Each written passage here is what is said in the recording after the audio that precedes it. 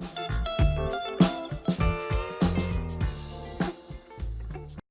guys, welcome back to another episode of Just the Tip.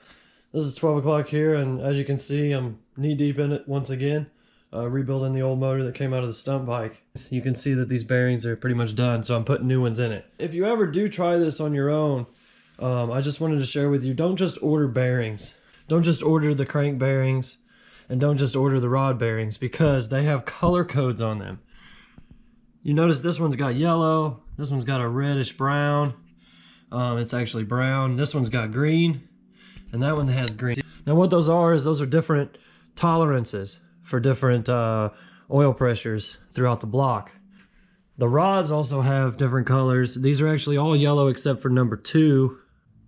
There's a chart in your manual that cross-references with some marks on your block. So if you need to know what bearings you need, like this one doesn't even have any color back on it because it's spun out of the center. If you need to know what colors you need, go to the side of the block and you'll find these letters like this. And mine is BBCB. Now that crosses with numbers that are on the rods.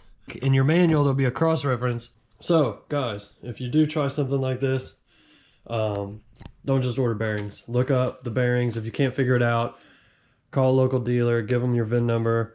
Maybe they can help you match some bearings. That's it for this week, guys. This is 12 o'clock, and remember, can't guarantee your work. This is just the tip.